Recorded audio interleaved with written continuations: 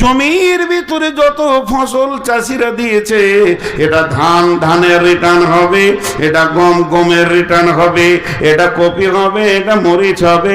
আমার রব সমস্ত গ্যারেজকে একসঙ্গে কন্ট্রোল করছে এবং ঠিক টাইমে ডেলিভারি দিচ্ছে। যদি একবার বলতো ধানটা এবছর 3 মাসের লেট চলবে, সূর্য উঠবে না, লেট চলবে, তাহলে পৃথিবীর মানুষ বেঁচে থাকতে পারতো না।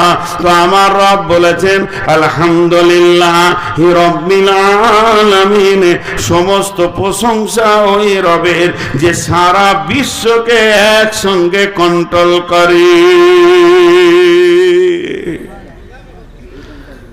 বুঝাতে পারলাম?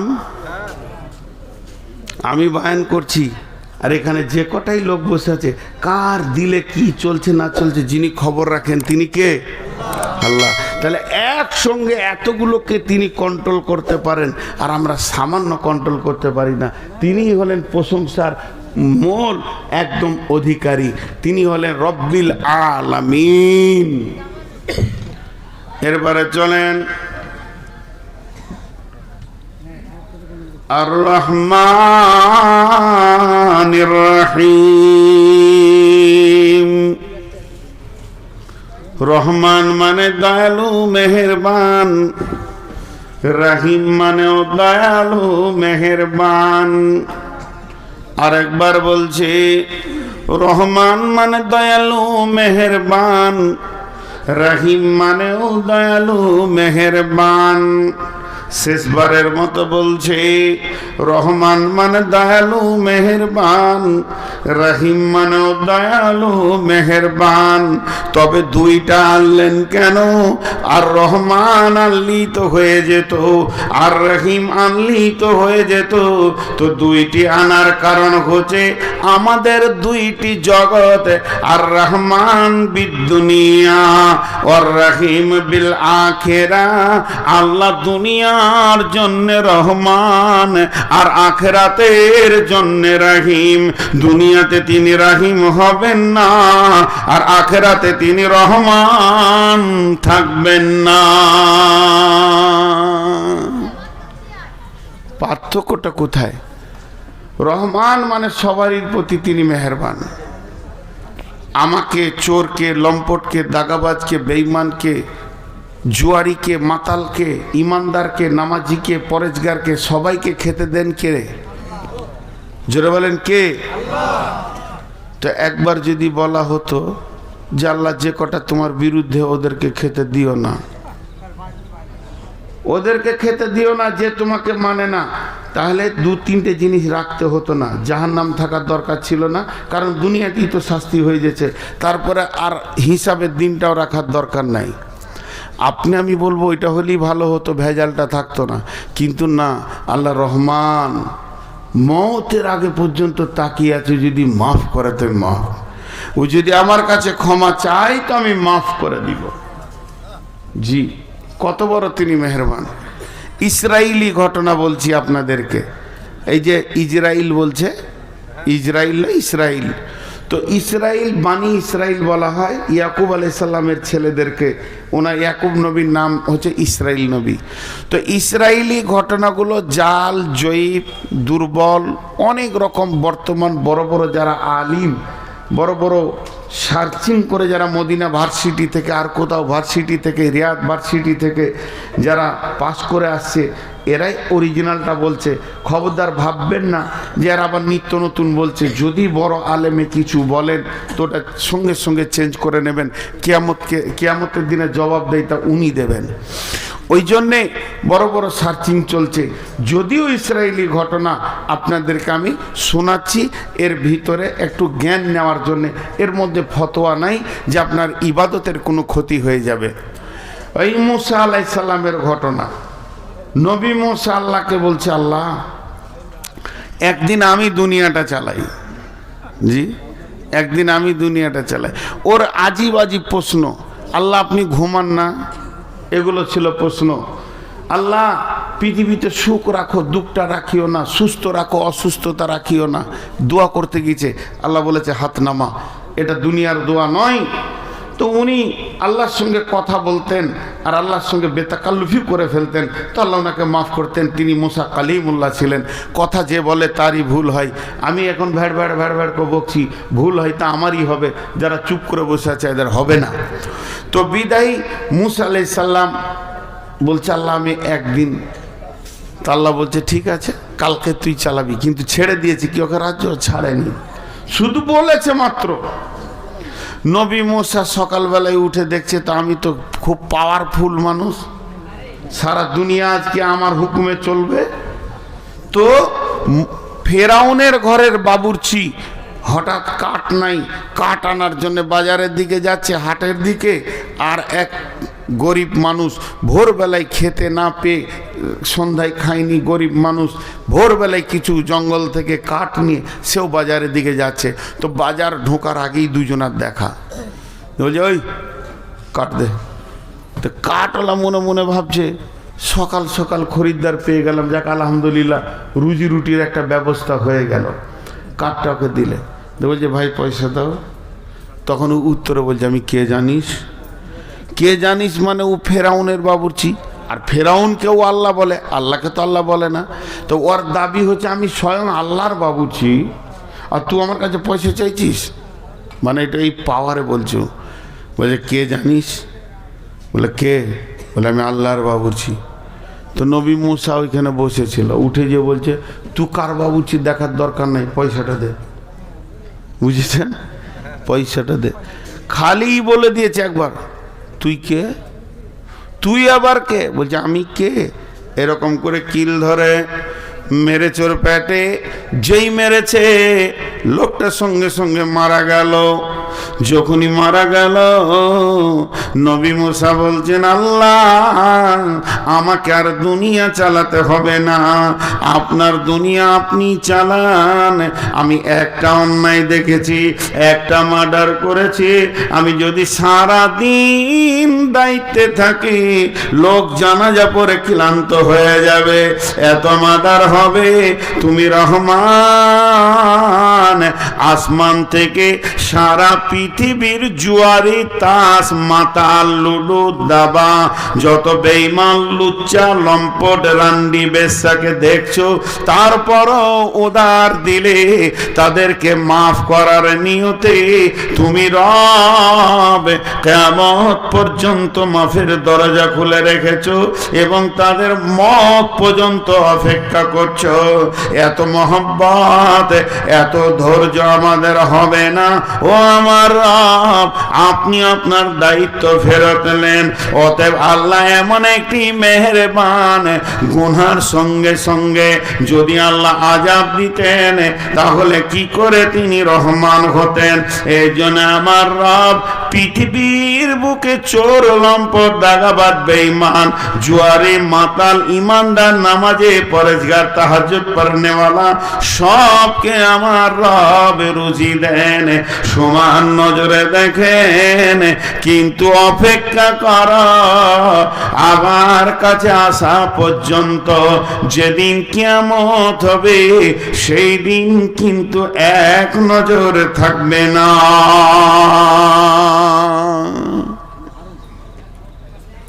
জি, সেই দিন এক নজর থাকবে না। সূরা আনফালের মধ্যে আছে ও রিজকুন কারিম, এর ওপর আমার একটা 2 মিনিটের তফসির আছে, দেখবেন 2-3 মিনিটের। রিজকুন কারিম কাকে বলা হয়? সম্মানী রুজি। ইমানদারের জমিতে যতটা গম ধান চাল, বেঈমানের জমিতেও অতটাই গম অতটাই আলু। ইমানদারের জমিতে যতটা ফলন, একটা আল্লাহকে মানে না তার জমিতে অতটা ফলন।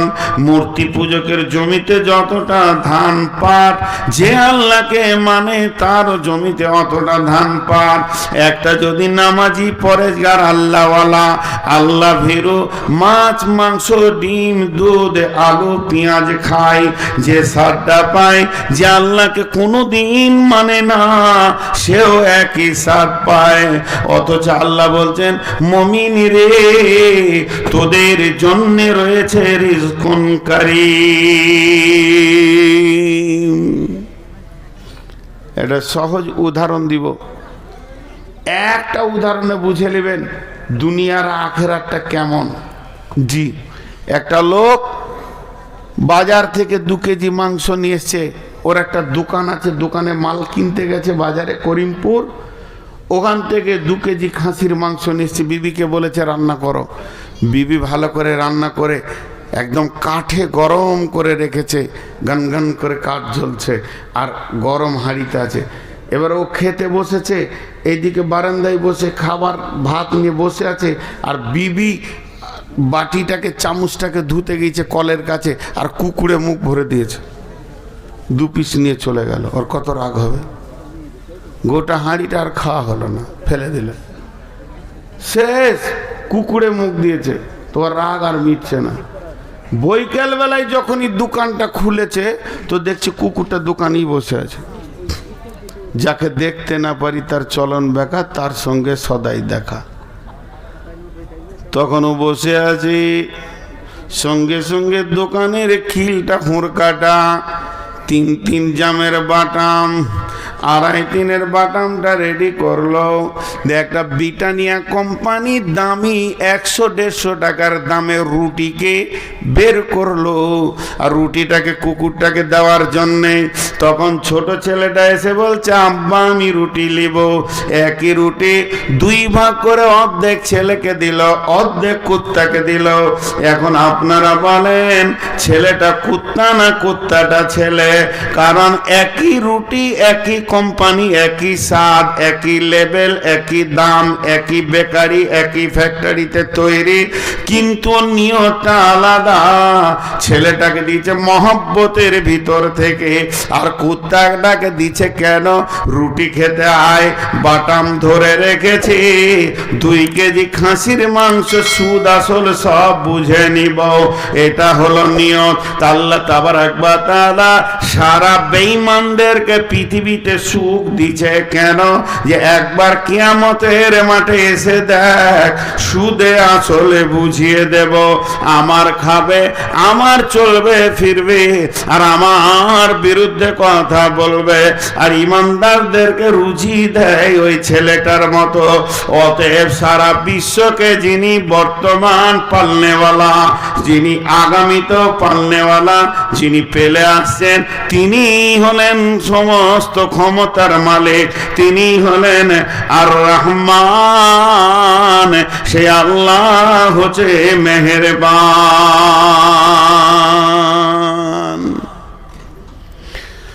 দুনিয়া শেষ, চলেন কিয়ামতের মাঠে যাই। আল্লাহর নাম রহমান থাকবে না। যদি আল্লাহর নাম সেদিন রহমান থাকতো, আজকে যেমন বেঈমান, মুশরিক, কাফের, মুনাফিক সবাই খেতে পেয়েছে, ওইভাবে সবাই জান্নাতে চলে যেত। সেদিন আল্লাহর নাম হয়ে যাবে রহিম। রহিম, রহিম মানেও মেহেরবান। মেয়েদের পেটে যেখানে বাচ্চা থাকে ওইটাকে ওই জন্যে রেহেম বলা হয়, রহমের জায়গা, রহমের থলি। সেটা ভালো নাম হচ্ছে জরায়ু বাংলাতে বলে, কিন্তু ওটা আরবিতে বলে রেহেম। রেহেম মানে বাচ্চার থলি। কেন? আপনার গ্রামে একটা 1.5 বছরের ছেলে আছে, ছেলেটা যেদিন জন্ম নিয়েছে মা দেখেনি, মা মারা গেছে। আবার সেই দিনই বৈকালে বিয়ে করে এনেছে, 1 বছর পর তার সন্তান হয়েছে। এই ছেলেটার বয়স 2 বছর, আর ওই ছেলেটা বয়সে 1 বছর থেকে 1.5 বছর। 2টি ভাই একই সঙ্গে, মা একটা মারা গেছে। 2 বছরের ভাইয়ের মা নাই, আর 3 বছরের ভাইটার মা নাই, কিন্তু 1.5 বছরেরটা মা আছে। এটা হলো ওর সৎ মা, কিন্তু বাপ একটা, বাপ একটা, শুক্রাণু একটা, রক্ত একটা, পিতা একটা, সব সিগনেচারে 2 জন বাপের নাম এক লিখবে, কিন্তু বন্ধুরে মা হলো 2টা। একটা এর পেটে হয়েছে, রেহেমে হয়েছে, আর একটা অন্য জনের পেট থেকে হয়েছে। তো ওই মাটার দিকে তাকিয়ে দেখবেন, নিজের ছেলেকে যত্ন করবে, আর সতীন দিনের ছেলেটা মনে হবে কুকুরের বাচ্চা, রাস্তায় ঘুরে বেড়াচ্ছে, গায়ে তেল নাই, কাপড় নাই, শীতের মতো দিনে থরথর করে কাঁপবে, হাত পায়ে ময়লা থাকবে, নাকে পোঁটাটা পরিষ্কার করার মতো কেউ থাকবে না। কারণ একটাই, ওর পেটের যেটা ডেলিভারি, বাপ এক হতে পারে, ওর প্রতি যে মহব্বতটাও দেখায় আর একটার প্রতি সেই মহব্বত দেখান না। তো আমার রব বলছেন কঠিন কিয়ামতের দিনে যারা আমার কোরআনের জিন্দেগি তৈরি করে কোরআনের ভিতর থেকে কিয়ামতে আসবে, তাদের প্রতি আমার রহমতের অগাধ থাকবে। তাদের কষ্ট দেখতে পারবো না, তাদেরকে জাহান্নামে দিব না। কিন্তু যারা আমার দিনের বাইরে থেকে আসবে, দিন মানবে না, আমাকে সাজদা করেনি, মুনাফিকি করেছে, মুশরিকি করেছে, কঠিন কিয়ামতের দিনে তাদের ওপরে আমার রবের কোনো মায়া থাকবে না। সেই দিন আল্লাহ রাহিম হয়ে যাবেন, খালি ইমানদারদের উপরে মহব্বত দেখাবে, বেঈমানদের উপরে কোনো মহব্বত থাকবে না। তাহলে আলহামদুলিল্লাহি রাব্বিল আলামিন আর রহমানির রহিম, দুইটা আয়াত হয়ে গেল। মালিকি ইয়াউমিদ্দিন, ওই ঘরটা দিয়ে আমাদের ছেলেগুলো খুব মারামারি বেয়াদবি, তখন থেকে লাথালাথি লাফালাফি, এত বেয়াদব, বড় বড় ছেলে, তার বেয়াদবি এক সেকেন্ড কমছে না। আর আমার চোখ খেলে ওইদিকে যেছে, আর আমি ওসব দেখতে পারি না। আর যে দেখতে পারবে না তার চোখেই পড়বে খালি। ই লাঠি নকে মারছে, উ লাঠি নাকে মারছে, লাত মারছে, এতটুকু বাচ্চা ছেলে হয়তো সহ্য হবে। আবার যদি এখন থাপ্পড় মারে তো ওর বাপ চলে আসবে লাঠিলে কালকে, যে আমার ছেলেকে মেরেছে। এত বেয়াদব সব। আল্লাহ তাবারাক ওয়া তাআলা বলছেন মালিকি ইয়াউমিদ্দিন, কিয়ামতের মালিক কে? তিনজন বলেছে, আর কেউ বলেনি। এদেরকে জাড়ে ধরেছে, বুঝাইলে বুঝে না, তারে বুঝাই কে? না বুঝে যে হু হু করে ভূতে ধরেছে, লিখে দিল ফসি মুন্সি নিজের হাতেতে, সুখে খেতে ভূতে কিলে আও রাতের যাতেতে। মেয়েদেরকে যত সুখ দেবেন তত হাসপাতাল নিয়ে যাবে, প্রতিদিন ইট বানা করান, ঠিক থাকবে, কোনো রোগই থাকবে না। 1000 করে ইট বাড়িতে রাখবেন, সকালে ওইখানে দেয়, বিকালে ওইখানে দেয়, ভেজাল চুকে গেল, রোগ আর হবে না আবার। জিবি তো আল্লাহ তাবারাক ওয়া তাআলা বলতেন মালিকি ইয়াউমিদ্দিন, কঠিন কিয়ামতের দিনের মালিক কে? বড় পীর, ছোট পীর, মেজো পীর, কেউ মালিক হবে না। তাই যদি হতো, এমন কি বিশ্ব নবীকেও পর্যন্ত সেদিন মালিকানা ছাড়া হবে না। কি আছে কোরআনে?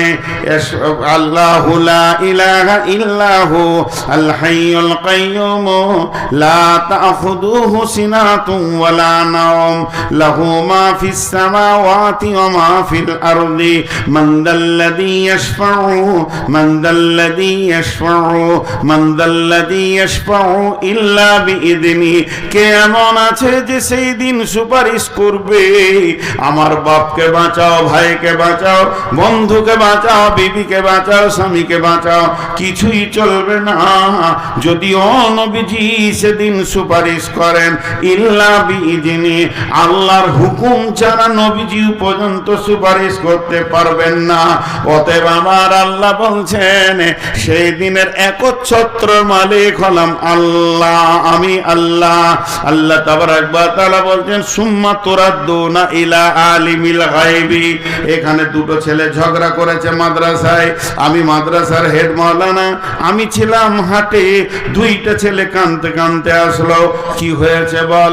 একে একবার বললাম, ওকে একবার বললাম, ব্রেন দিয়ে মেজারমেন্ট করলাম, কার ভুল হতে পারে কার না হতে পারে। দুইজনকে লাঠি করে দুইবারই দিয়ে বললাম যাই পড়তে খেতে বস। কিন্তু বন্ধুরে, এটা তো আল্লাহর ক্ষেত্রে নয়। আপনার সঙ্গে যদি আমার সারা জীবন লড়াই চলে, তারপরও আমার রবকে উকিল লাগবে না। প্রকৃত দোষীকে আর ঘটনা কি কি কি কি ঘটেছে গোপনে প্রকাশ্যে তিনি আমার রব সব তিনি জানেন। তাই আল্লাহ বলছেন সুম্মা তুরাদ্দুনা ইলা আলিমিল গায়বি ওয়াশ শাহাদাতি, এমন একজনের কাছে কিয়ামতের দিনে দাঁড় করানো হবে। তুমি কি করেছো এটা জিজ্ঞেস করতে হবে না, তুমি কি করেছো এটা জিজ্ঞেস করতে হবে না।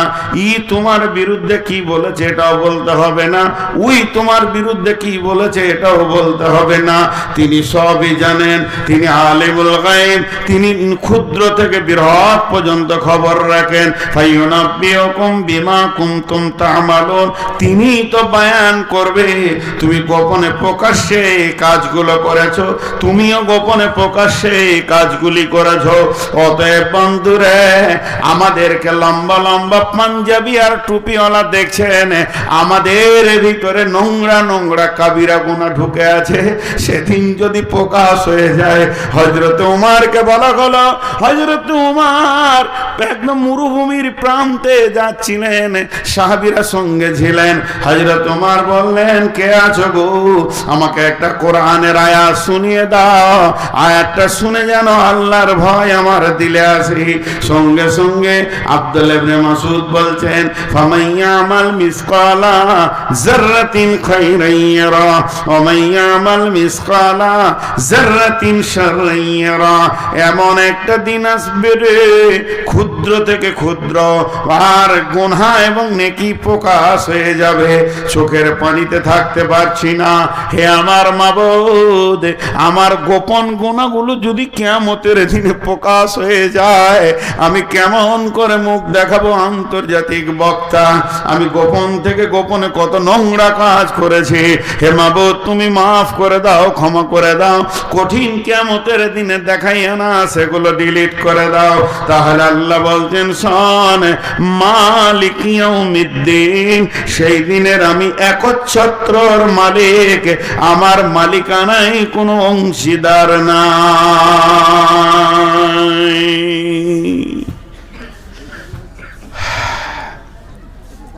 দুটো যদি মালিক হতো তাহলে বললো আমার কথা চলবে, ও বলতো আমার কথা চলবে। জি, এরপরে কি আছে? এরপরে আয়াতটা কি আছে জোরে বলেন, ইয়াকা না'বুদু ওয়া ইয়াকা নাস্তাঈন। লিফট দেখেছেন? লিফট লিফট দেখেন নাই? ইয়াকা না'বুদু, এটা উপরে উঠলো, ওয়া ইয়াকা নাস্তাঈন এটা নিচে নামলো। আয়াতটা লিফটের মতো। ইয়াকা না'বুদু মানে ইবাদত, আল্লাহর গোলাম আল্লাহর কাছে পাঠালো, এ আল্লাহ তোমারই ইবাদত করি। আমরা আল্লাহকে কি দিলাম? গোলামি দিলাম, ইবাদত দিলাম, আর তার কাছে চাইলাম ওয়া ইয়াকা নাস্তাঈন, হে আল্লাহ তুমি আমাকে সাহায্য করো। যেমন ইবাদত এই দিক থেকে যাবে, ওই দিক থেকে সাহায্য ওই রকম আসবে।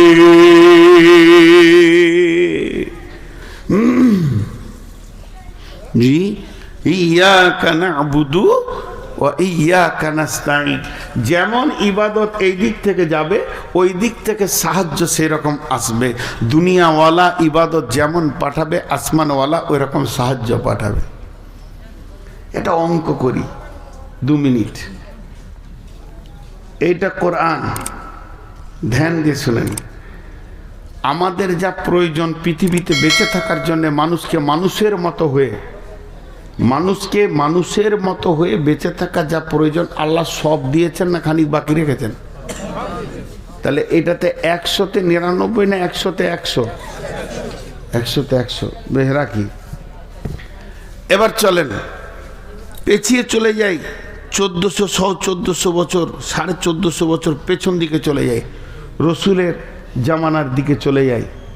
তো তখনকার সাহাবীদেরকে যদি কাফেররা 2 ধরনের প্রশ্ন করতো, ওই মানে ছোট করে কথা বলতো, হিয়ানত হেকারত করে, ওই তোরা কি করিস, তোরা কি করিস? ওরা সহজে উত্তর দিত, কোরআনে যা আছে। ভেজাল চুকে গেল। তোরা কি করিস? তো কোরআনে যা আছে। আর যদি কেউ এরকম প্রশ্ন করতো, এই কোরআন কোরআন করে মরছিস, তোদের কোরআন মাজিদে কি আছে? বলে আমরা যা করি। অ্যাডজাস্ট কত ছিল জিন্দেগির সঙ্গে কোরআনে। এখন চলে আসছেন 2024 সালের 1 জানুয়ারিতে, কোন একটা ইহুদি এসেছে, যে ইসলাম বুঝে না, এরকম একটা পাগলা এসে হাজির হয়েছে, কোন একটা ব্রাহ্মণ। আপনাদেরকে প্রশ্ন করছে, আমিও আছি আপনাদের ভিতরে, এই পাকা বেঈমানটাও। জিজ্ঞেস করছে, আপনারা কি করেন? কি উত্তর দেবেন বলেন?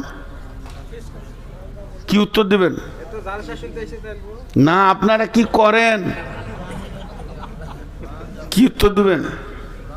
কোরআনে যা আছে মিলবে? আপনাদের কোরআনে কি আছে মিলবে? কত পার্সেন্টেজ মিলবে? বাংলাদেশে একটা ছেলে বলছে, স্যার অনেক চিন্তা করে দেখছি হুজুর 3%ও মিলবে না। কোরআনের সাথে আমাদের জীবন 3%ও, তাহলে কি আমরা মুসলমান? তাহলে কি আমরা মুসলমান? আধার কার্ডে মুসলমান নয়, কোরআনে। এই যেমন এয়ারপোর্টে আছে, আপনি গেটে ঢুকবেন, টিক টিক টিক টিক টিক টিক টিক টিক টিক টিক টিক টিক, যটা প্যাসেঞ্জার ঢুকবে আর যারটা টিক করে দেবে, তার মানে ওর কাছে মাল আছে। তো যদি একটা কোরআনের দরজা করা হতো এখানে, আর সবাইকে পার করা হতো যে কে মুসলমান আর কে মুসলমান নয়, তো মনে হয় একজনা ভেজাল চুকে গেল। তাহলে এর সাথে আমাদের জিন্দেগি মিলছে না। তাহলে আমাদের ইবাদত কেমন? আমরা কতটা আল্লাহকে দিয়েছি? 1% দিতে পারিনি যতটা আল্লাহ চেয়েছেন। তারপরেও সকাল সন্ধ্যা অক্সিজেন পেয়েছি, পানি পেয়েছি, আলো পেয়েছি। আল্লাহ তার ডিপার্টমেন্ট থেকে ফ্রি করে রেখে দিয়েছেন। বন্ধুরে, এর থেকে আমার আল্লাহ আর কি মেহেরবান হতে পারে?